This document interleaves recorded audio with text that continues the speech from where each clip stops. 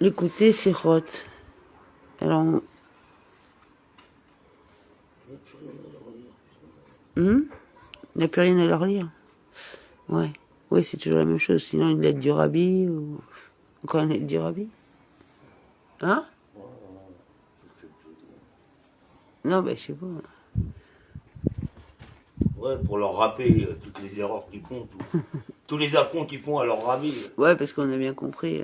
Nous qui avons vu, c'est quoi? C'était le livre de la sagesse qui disait que normalement, celui qui vraiment mange cachère, c'est celui qui laisse pas quelqu'un Dans le besoin. dans le besoin, en détresse, on va dire. Voilà. En plus de la cachérisation classique. Sinon, en réalité, tu manges pas cachère. C'est-à-dire que si toi tu manges et que tu donnes pas aux pauvres, si tu penses pas aux pauvres et tu donnes pas, bah c'est comme si tu mangeais pas cachère. Voilà. Voilà.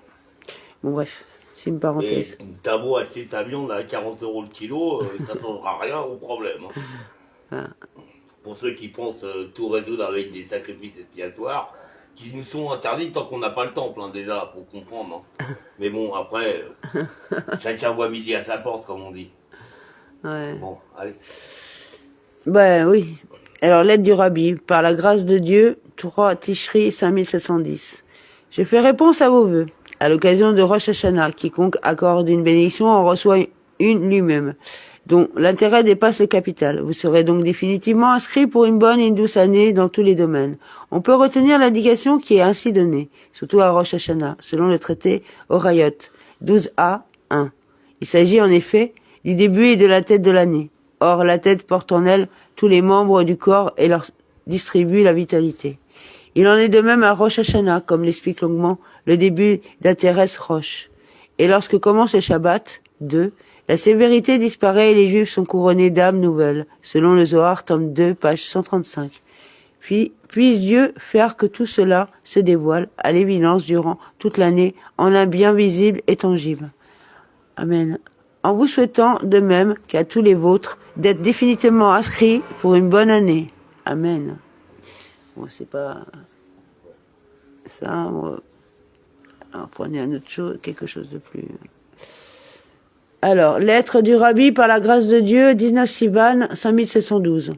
Je fais réponse à une question qui vous a été posée. Il y a quelque temps, elle porte sur le Sidour Teilat Hachem et sur le Sidour Torah Or, qui a été imprimé aux États-Unis en 5701. 1.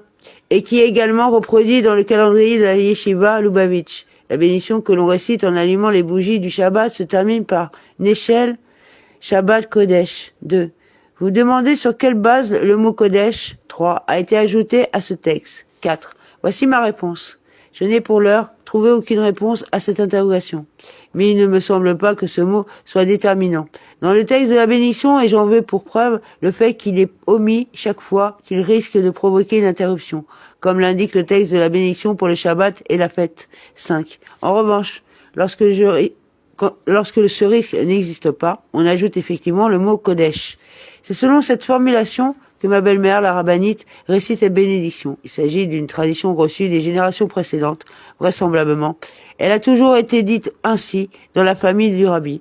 Vous connaissez l'explication figurant dans le responsable du Rashba, citée dans celle du Eshiv Moshe, au chapitre 13, selon laquelle on ne doit pas repousser une tradition qui a été transmise par les femmes âgées de notre peuple, même si l'on dispose de 600 000 preuves permettant de la réfuter.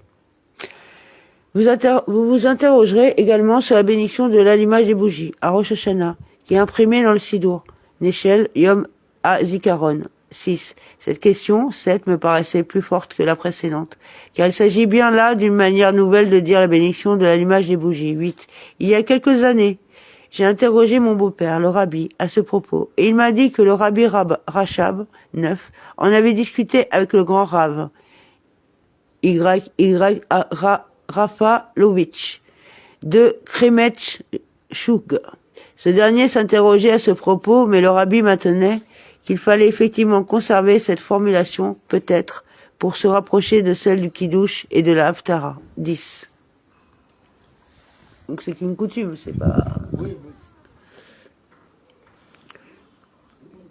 C'est bon? C'est sur la coupe des cheveux des enfants. Peut-être c'est... Ouais, bon.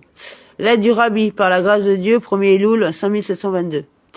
Vous évoquez la coupe des cheveux d'un enfant de 3 ans dont l'anniversaire sera à Rosh Hashanah. On peut déduire de ce que nous avons entendu. 1. De mon beau-père, le rabbi, chef d'Israël, qu'il n'y a pas lieu de lui couper les cheveux avant qu'il ait 3 ans révolus.